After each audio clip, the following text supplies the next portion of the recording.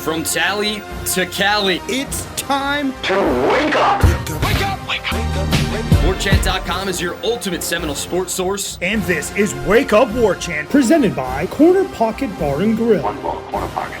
Now here's Warchant.com's Aslan Hajavandi. And Corey Clark. Wake up! What is up? It is Wake Up Warchant. It's presented by Corner Pocket Bar and Grill in Tallahassee, Florida. The website, cptallybar.com. I can tell you right now, though, what today's special is over at the Corner Pocket Bar and Grill off Appalachia Parkway.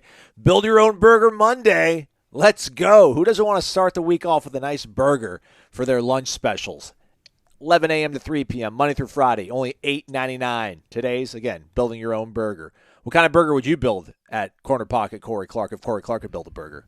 Well, look, and obviously I'm trying to stay away from red meat now. Everybody knows that. Going through some things with my stomach. But if I was going to, it'd be a mushroom. And you know what? Sometimes I'll veer away from the Swiss with my mushroom burger. Sometimes I'll go with American. All right. Or cheddar. I mean, it doesn't have to be Swiss, gang. They're not married.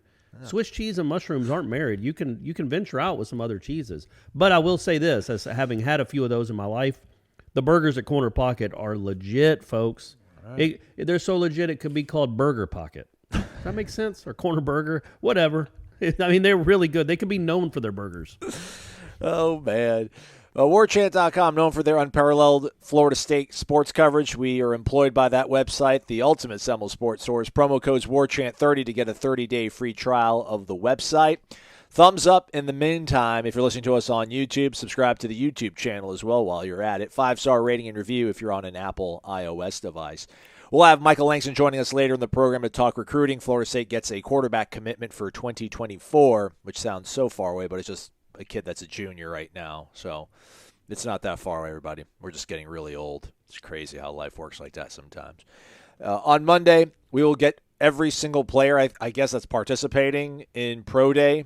So that'll be cool. We'll have all that up on the YouTube page, so do check it out. I'll go through the roster right now if you would like. I'm sure you would. I would, too, if my email would actually start loading. Starts at 1 o'clock, so that's good. DeKalen, Jay Sean, Jermaine Johnson, Mackenzie Milton, Andrew Parchment, Emmett Rice, Devontae Love, Taylor Kier, Thomas, Jordan Wilson. We get each of them for 15 minutes, and then they'll actually do their workouts on Tuesday, and we'll speak to them afterwards as well. So we might do 5 shows this week, Corey. Looks like we'll be busy. Right on. Right on. We'll see. I'll be honest with you, folks. I don't know that roster at the Pro Day, speaking on Monday, would be worth its own show. You know what I'm saying? Like, we definitely want to have a show on Wednesday after the Pro Day and after the scrimmage or after the another Florida State practice. Yeah. But I don't know if what we're getting on Monday is worthy of its own show. Let's be honest with some of those names. God love them. With some of those names, I just don't know if that's it's not, Jameis and Darby and PJ and those guys. Yeah. All right, well, Florida State will practice on Tuesday and Thursday. They'll scrimmage again on Saturday. They scrimmaged this past Saturday. These have been closed to the media and the public, so we have to go by what we heard from the coaching staff. Luckily, we were able to speak to all of the coordinators, John Papuchis for the special teams, also defensive ends coach Adam Fuller, defensive coordinator, Alex Atkins, the offensive coordinator, and head football coach Mike Norvell. One of the sort of things that I heard Coach Norvell say that might be a point of emphasis for them. Maybe it's something that we're going to see even in greater sort of doses this upcoming season if everything goes right. So I wonder maybe they feel they've perhaps built the foundation. Now they can kind of, put some frosting on this part of the cake and maybe build another tier on it or whatever.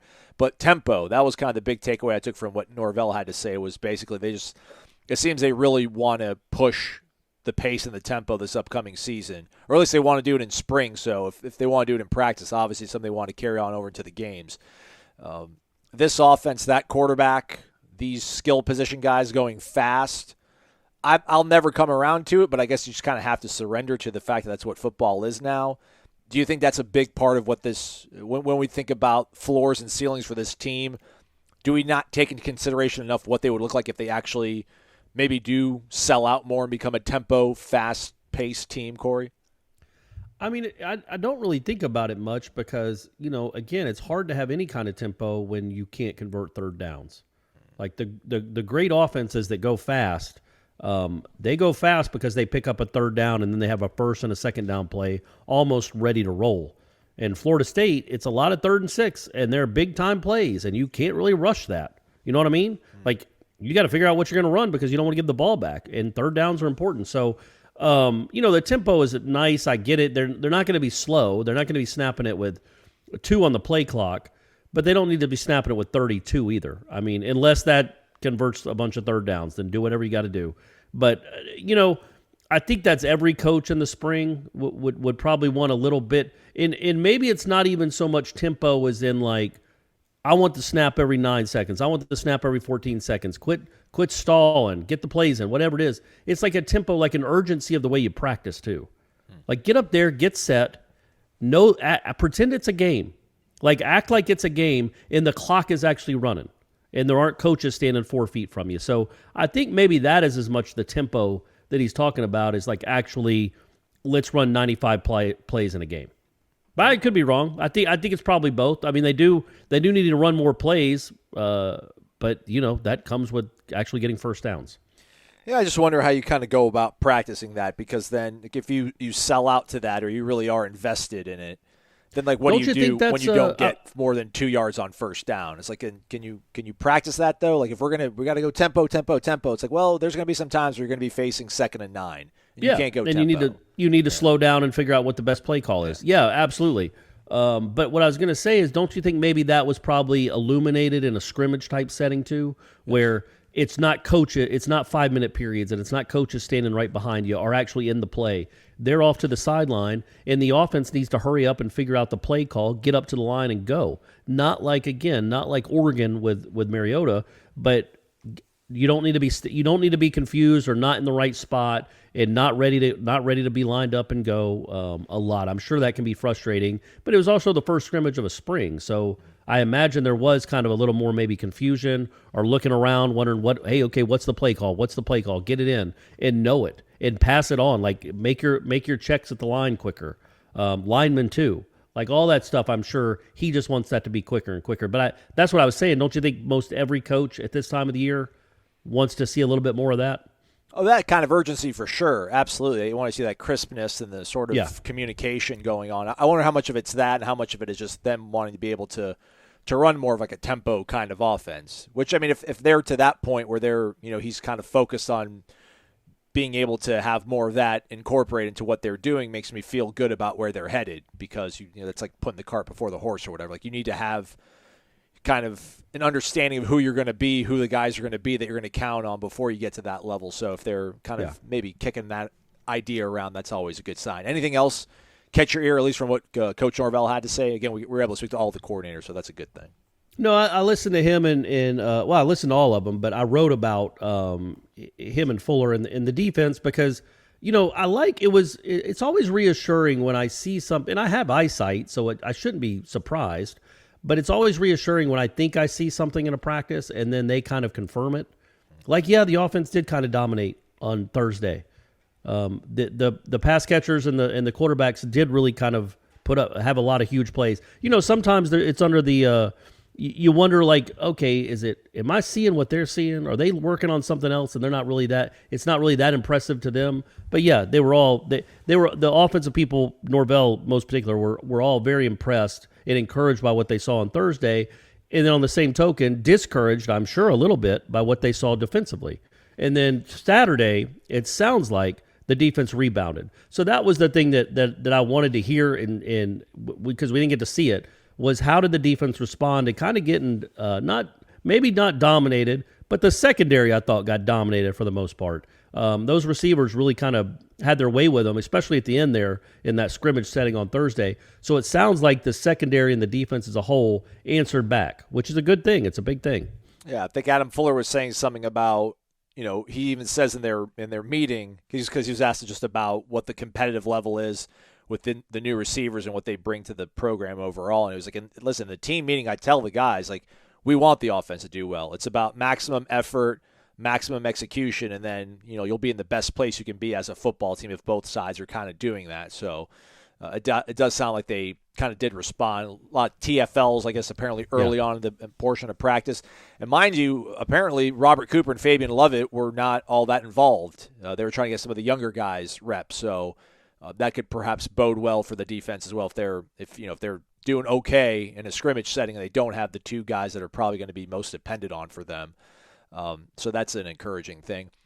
Otherwise, I think Renardo Green, I think Norvell might have mentioned it on Friday or Thursday when we spoke to him about Renardo Green moving to cornerback, but that's a position, obviously, that's kind of up for grabs opposite of Amarian Cooper. He's getting steady praise. Adam Fuller kind of underscored it by saying he's been the most consistent guy for them in the backfield, or the back end of the defense, rather. But so the rotation, if you will, for lack of a better term, it sounds like it's probably Noles and Greedy pushing each other, and then Demore Tate, Renardo Green.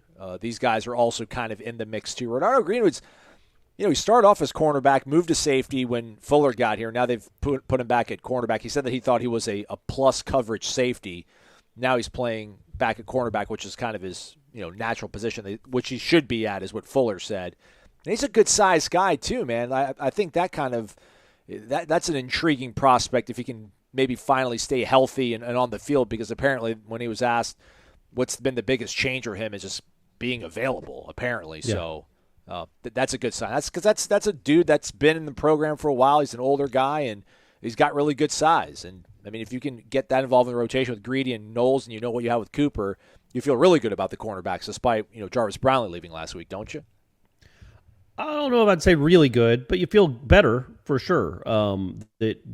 Again, you like what you have in 13 with Cooper, and I think Greedy Vance is going to play. Jarian Jones, man, again, we'll see. Yeah. You got to prove it now at this point. And then Tate, same thing. You see. Renardo Green, it's nice to hear that he thought he was a good cover safety. Do you think he's a good cover cornerback? Because that's where he's playing. Right.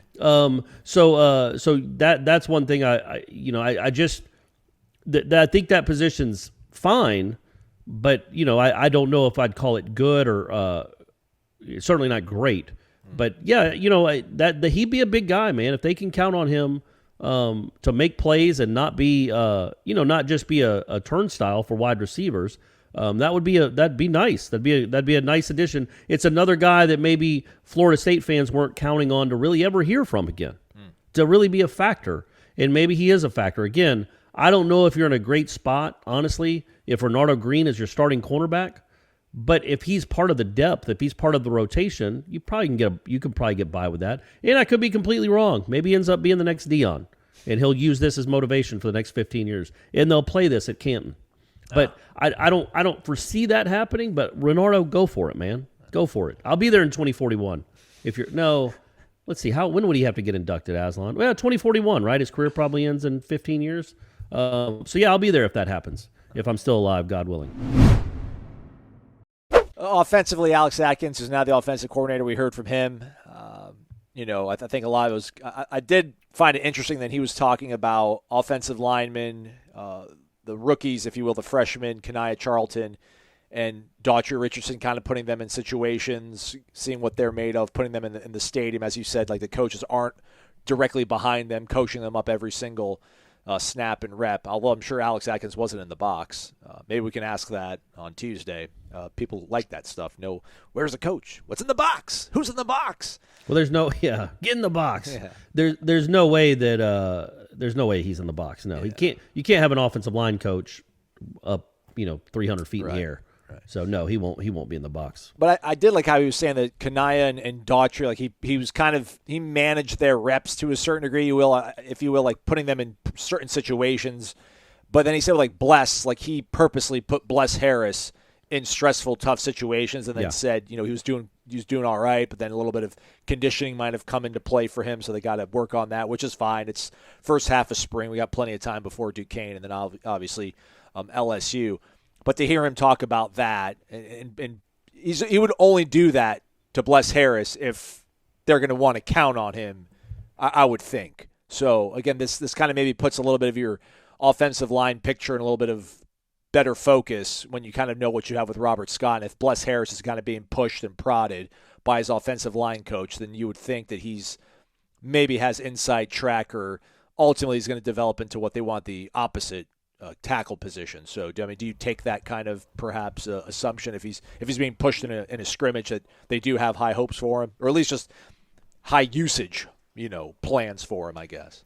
Well, both, yeah. And I think they definitely have. I think they have plans for him to play, but I also think they have high hopes that he's going to be good. And I think what they want the line to be, and you can tell me if I'm wrong. And I don't. It's not like we've seen this. We haven't seen this set up at all. Honestly, folks, we haven't.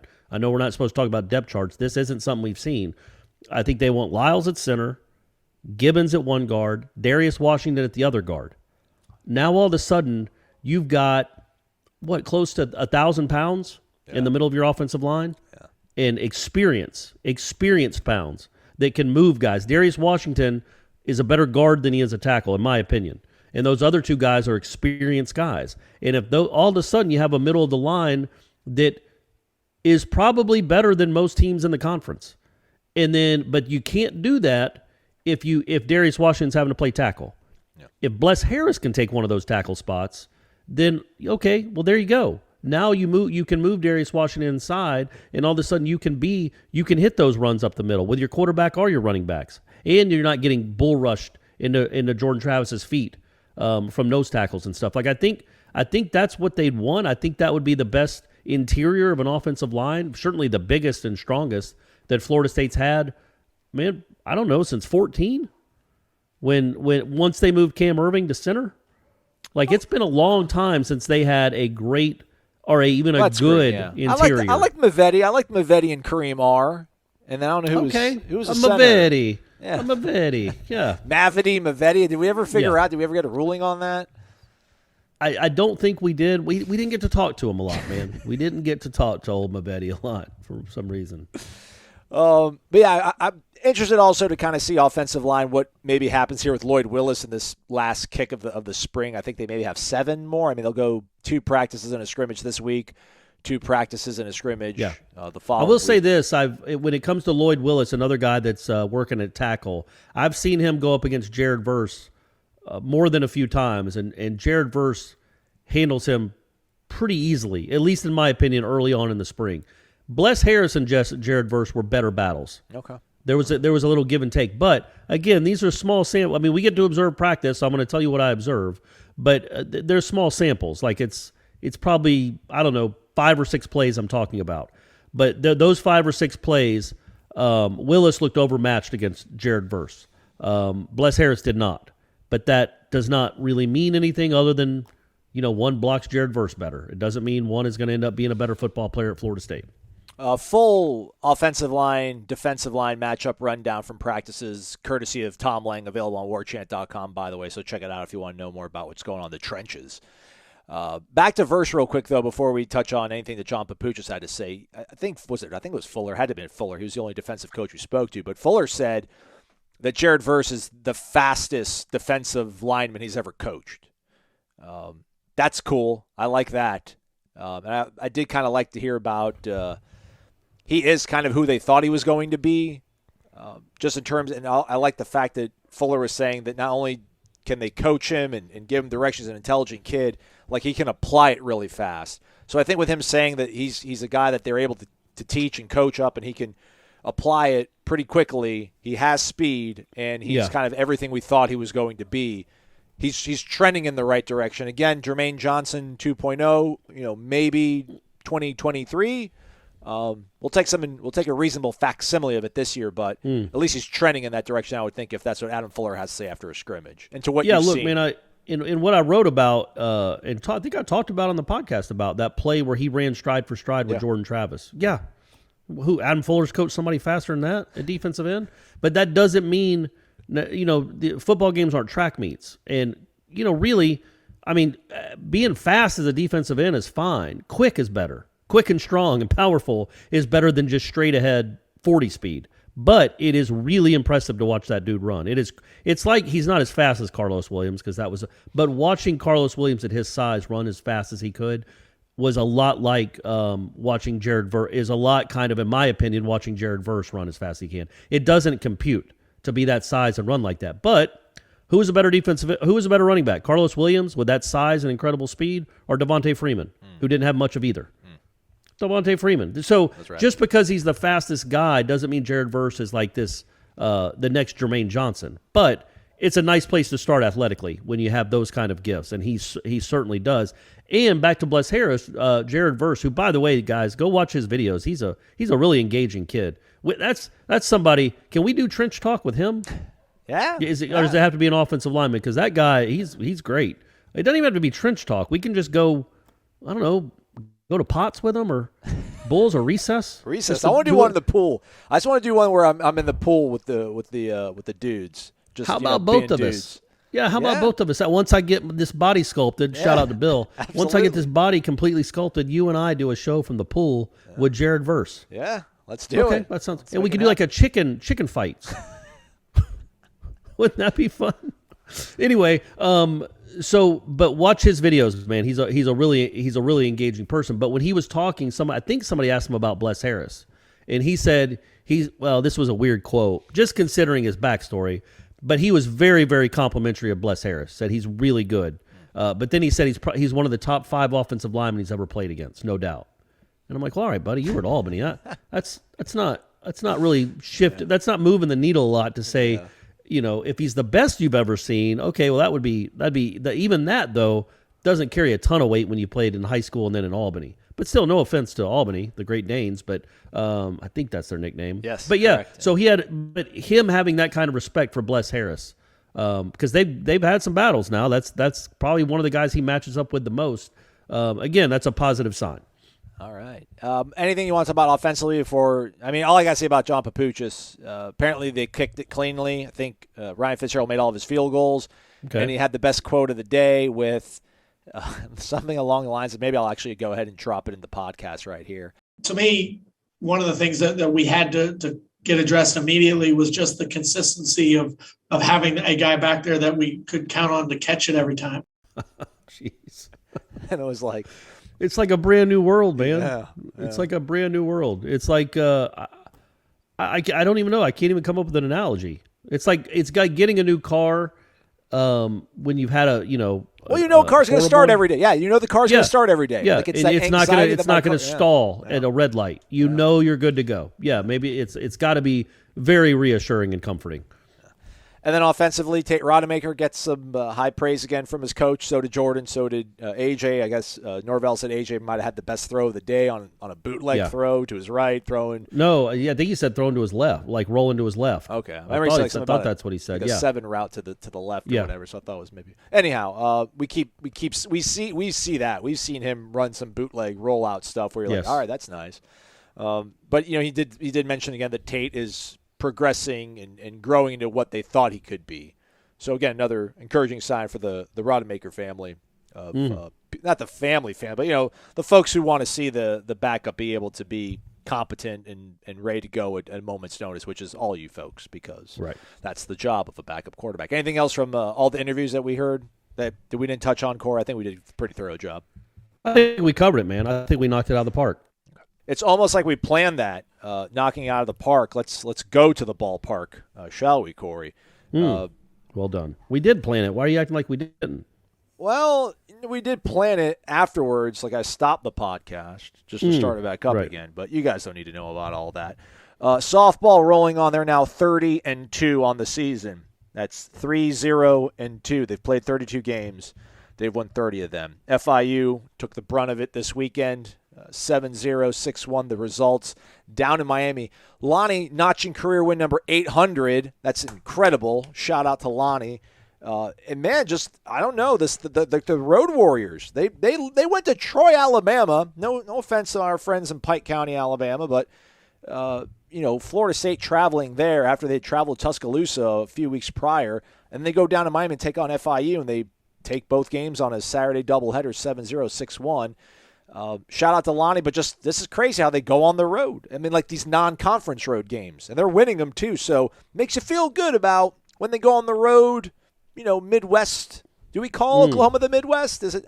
It's crazy that Ohio's the Midwest, but Oklahoma, I don't know. The Great Plains, but who calls it the Great Plains? You know what I'm saying, everybody. When they go to Oklahoma City, these are not that FIU is Joslin, whatever that Allo, who just drops bombs everywhere. But still, these road games probably gets you gets you a little bit seasoned and primed for these postseason runs, although hopefully he'll be at home the entire time until Oklahoma City. But you want to give a shout-out to Coach Alameda? 800 career win, man. Yeah, man. I wonder, do we know how many are at Florida State? Like 680 of them? Probably 650 of them? I can try to look it up. I can do that. But I wonder if 11's like quaking in his boots. 2,000 wins. On? It's not all that comfortable, you know. You got Lonni chomping at you now. Oh, shit. Sorry, man. I didn't know what was going on. I had my ESPN internet open, and I was hearing a broadcast. Oh, that's fine. So I didn't hear what you said. So sorry. Can we do that again? No, it's nothing important. 555 wins at Florida State for her. Well, no, add the 30 to that. So 585 because it hasn't updated her win totals for this season. Yeah, 585 wins. Yeah. Should get to 600 this year. You know, I think make it about 620, and I think you're having a solid year there, Lonni. So yeah, they're 30-2 now. But yeah, it's odd, right? It's odd to take these kind of especially on a weekend. Yeah. Schools like Florida State don't travel to FIU for doubleheaders. I wonder what that was about. Getting games in, number one, which is nice. I assume that it helps the RPI a little bit if it's on the road as opposed to home, even though FIU's not any good. It may be just like team building, camaraderie to take a road trip like that and get to go to South Florida for a couple of days. Was probably pretty fun, I guess. Kind of an odd trip, though, in the middle of the season. I know they didn't have ACC games this week. They didn't, but still, to schedule a doubleheader with a random Florida team, and that Florida team actually happened to have the weekend off, too, is kind of cool, I guess. But, yeah, 30-2. Lonnie's just about as good as it gets on campus and in the country in her sport. She's really good. Go read my story I wrote about him a while ago. Mikhail Edenfield, 12th home run of the season. Yeah. It's just what she does. Keep pitching to her at your own peril, everybody. She enjoys it, though, I'm sure. So shout out to them. Back here in Tallahassee, Florida State takes a series from Duke. They drop Sunday's contest, a little bit of an ugly one, 11-2, but they take Friday night 4-zip. Parker Messick dealing 14 strikeouts, ties Ross Dunn for most in the ACC this season. Ross Dunn also pitches for Florida State. Jaime Jaime Ferrer had a 2-run double in Friday's contest, and then James Tibbs hit a home run, and so did Jackson Green, solo shots. I'm never going to ask this out loud because I have this little fear, like the anxiety, cynicism of being a Florida State baseball fan about, man, just like a rookie wall. Is there a freshman wall in baseball? I mean, I know we hear about it in the professional sports. I don't know if we really get a lot in college, but I'm just like, Tibbs and Ferrer are just producing steady here, and now we're getting close to April. Like, will we still be able to count on them in May? Who knows? I guess we'll worry about it then. Saturday, 7-2. Brett Roberts, shout out Mike Martin Jr. coaching School of Hitting. Said he worked on an itty-bitty adjustment on Roberts, who was mired in a bit of a mini slump. Something about him curling his wrists or something on his backswing. Hits a 2-run home run, has a sac fly. Terrell's got a double and a homer in that contest, and Ferrer also hits a home run in that contest on Saturday. And then Ferrer has a 2-run homer in Sunday's kind of, gong show, if you will. Ross Dunn only made, I think, 1 2/3, and then everybody kind of got to get Duke to, tag them up a little bit. But, hey, you took the series. You also took the midweeker. You're 3 or 4 of the week. That's a solid week in my book. Oh, yeah. It's their 6th straight series. They won the weekend series. They won to start the season. 6-3 in the ACC. Yeah, man, you're not going to win. You're not going to sweep a lot of teams in the ACC. Odd that Dunn was so bad or got rocked like that. But, it's just baseball, right? That's going to happen. Hopefully he needs to bounce back next week. But, yeah, it may not make it like a thing. Just it's a one-time thing. This Mike Martin Jr. always talks about the way he bounces back now and the way he rallies from where he used to be. And he used to have these meltdowns, and he doesn't think that happens. So I wanted to see the mental toughness of coming back from a performance like that and what it looks like next Sunday. Other than that, though, I don't take a ton out of that game. Overall a good series, man. You won the first 2 games 11-2. Played clean, did enough on offense, which is going to be kind of the case all year. You had one pitcher dominate, the starting pitcher dominate. The other one was pretty good in Hubbard. Certainly good enough to get the win, and that's kind of going to be the recipe all season. Get good starting pitching, or great starting pitching, and then we'll see what Dunn is. But usually you're going to get great starting pitching from him, and hope you do enough on offense. So yeah, keep winning 2 out of 3. If you win 2 out of every 3 games, Aslan, for the rest of the year, you're going to win the College World Series. I think it's a mathematical fact, right? It'd have to be. I think right? so, yeah. Well, yeah, as long as you're not losing 2 in a row. Yeah. You got to make sure you time them up right and out there in Omaha. Big weekend, or big week rather, coming up for Florida State. They take on the Gators on Tuesday, and then Notre Dame. At Jacksonville, right? Yes. Yeah, that one be in Jacksonville, 7 o'clock, SEC Network. And then Notre Dame, Friday, Saturday, Sunday, comes to town. Not Notre Dame of last season. They're currently 12-5, I think. So, but still, anytime that Link Jarrett's going to come here and Mike Martin Jr. is the head coach, the people that are like, we shouldn't have hired Mike Martin Jr. going to come out in full force if Florida State were to lose. So, and I'm sure somewhere in the back of his mind, Mike Martin Jr. knows it's always a big weekend when he's going to play Link Jarrett because, he used to coach, he used to play here, so he's always going to want to take the series from his former teammates. So, also, Corey, we should have mentioned this.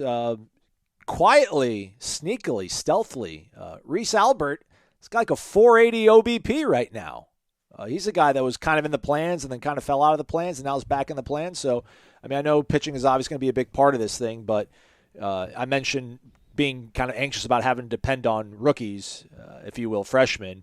Reese Albert, I think he's some 13-game hit streak, maybe 11-game hit streak. I don't know. Okay. Don't quote me on that, everybody. I should have had that pulled up, but so shout out to Reese.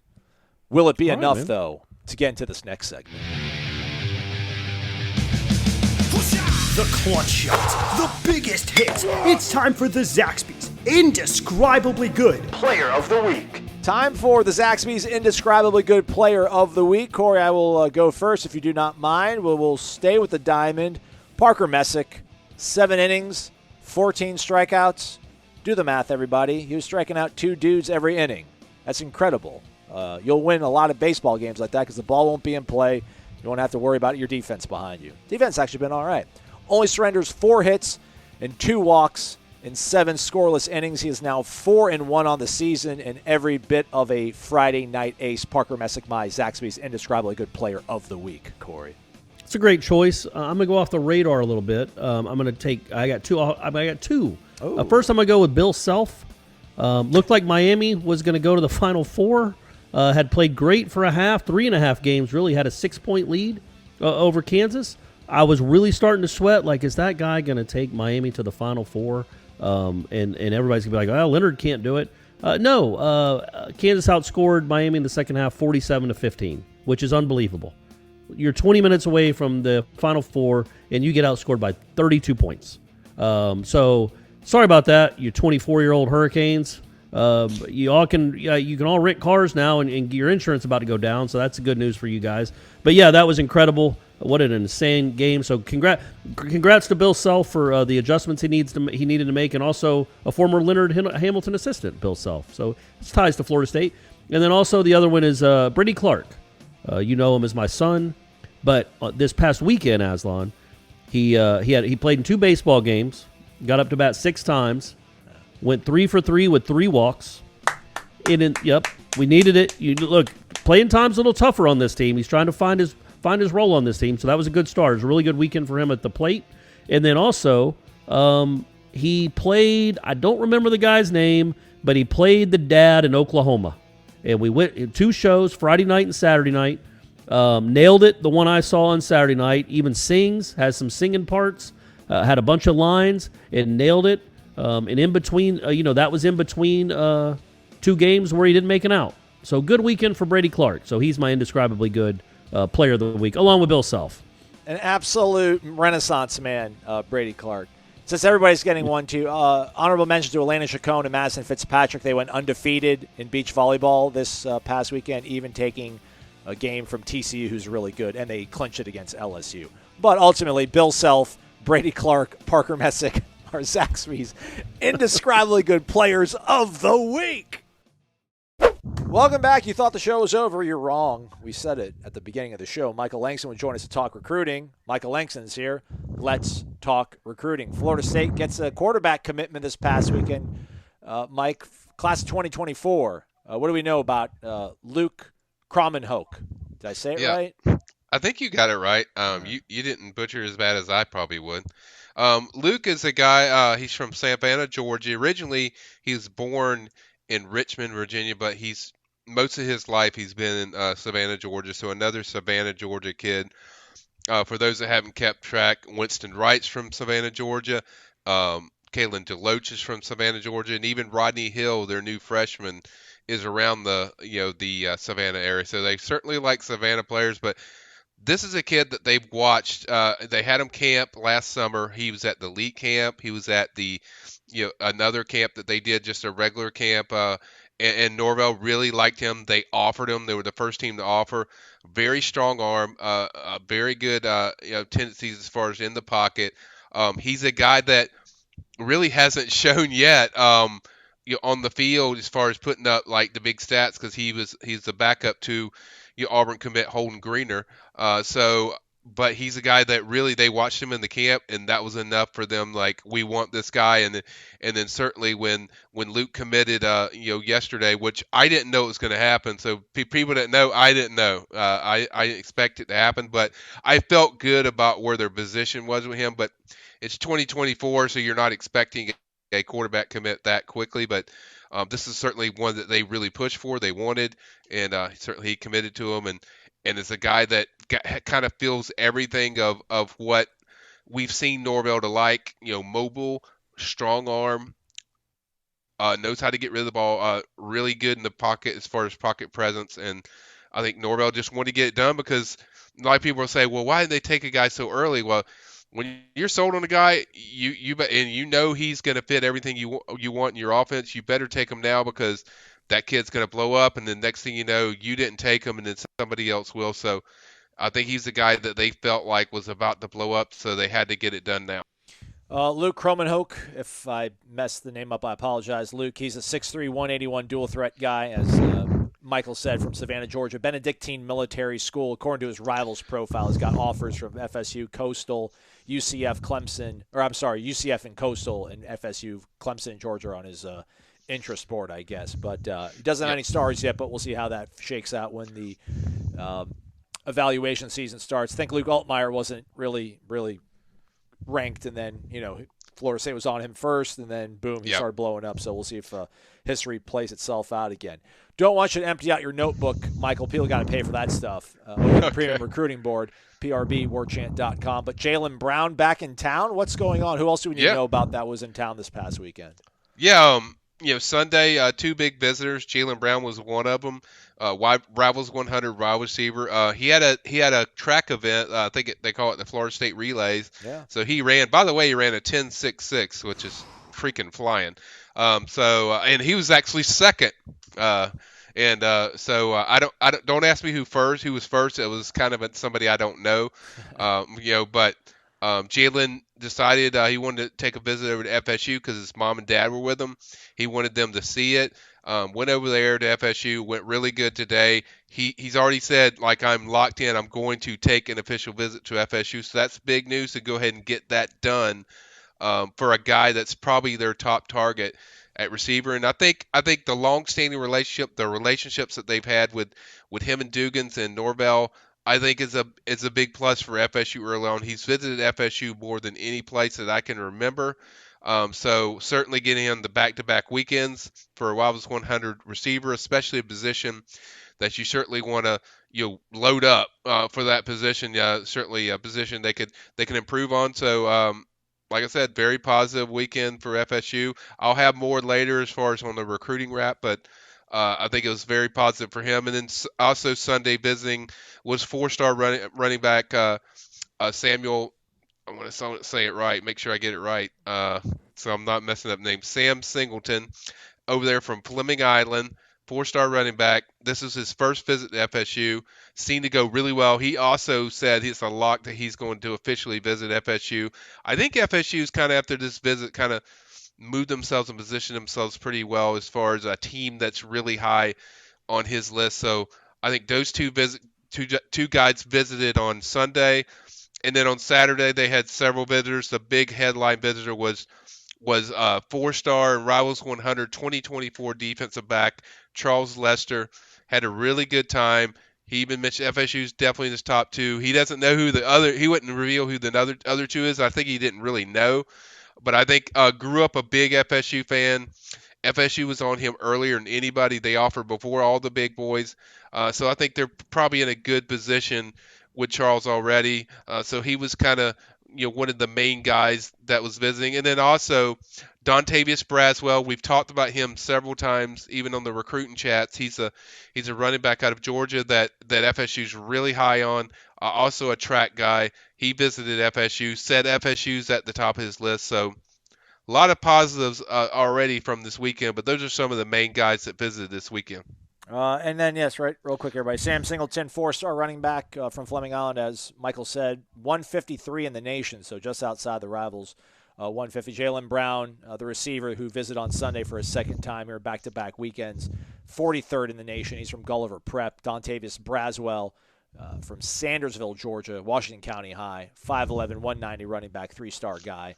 Apparently Nebraska might be in the picture for him. Alabama shows an offer, so we're fishing in some pretty strong waters there. Michael, last thing before we let you go, Kenyatta Watson, I think, took an on-field job. Not on-field, but, special assistant to the coach at Georgia Tech, which I don't really know how comfortable Jeff Collins' job is right now. So that kind of caught me by surprise. But how important was he to Florida State's, I guess, recent kind of surge in recruiting? And I assume that's going to be a position that Mike Norvell is going to be focused on getting replaced sooner than later. I would think so. Certainly it was kind of, a surprise. Somebody informed me that, he was leaving. But when you factor in all the stuff, like he's from Georgia, certainly he's getting promotion. It sounds like this is a much higher job than what he was doing at FSU. But he did a solid job. I mentioned this on the board. He did a solid job of helping them get guys from the Peach State in here for visits. I think he did a good job as far as getting these guys on campus, at least for this year. So do I think it's like no, I don't think it's going to destroy them or it's detriment or it kills them, because we've seen Mike Norvell really good hires as far as the support staff, and I'm sure they're going to hire a very qualified and solid one. But like I said, it's a promotion and it kind of fits kind of what Norvell's good at. Coaches getting promotions and going to schools, but I think it hurts just on the state of Georgia some, but Ryan Bartow and Kenyatta did such a good job of getting these kids on campus, and Bartow's a big part of that. I think Ryan does a great job as far as getting these guys on campus, but I don't think it's something where it's irreplaceable or you're going to be destroyed. I think they're going to be fine. I think I think Norvell will probably hire somebody that's extremely qualified based on what he's previously done. So I don't think it's going to destroy them, but it's certainly good for Kenyatta, and we wish him luck until they play FSU, and that's kind of the way I look at it. But I think they'll be fine. Right on. All right, for Michael giving us that recruiting wrap, which we appreciate, and Corey, I'm Aslan. Thank you for listening to this edition of Wake Up Warchant, presented by Corner Pocket Bar and Grill. Don't forget Jeff Cameron Show coming up 1 to 3 o'clock, Warchant TV and 93.3 FM in Tallahassee. Have a great one, everybody. Warchant.com is the ultimate inside source for FSU football and recruiting. And now you can get in on the action for free for an entire month. Warchant.com is offering a risk-free 30-day trial subscription. Get full access to the #1 website covering the Seminoles just by entering the promo code WARCHANT30. That's WARCHANT30. Sign up and get in on the world's most active FSU message boards. Receive breaking news, stories from our award-winning staff, plus get exclusive interviews and videos. Just enter the promo code WARCHANT30. Warchant.com, your ultimate Seminole sports source.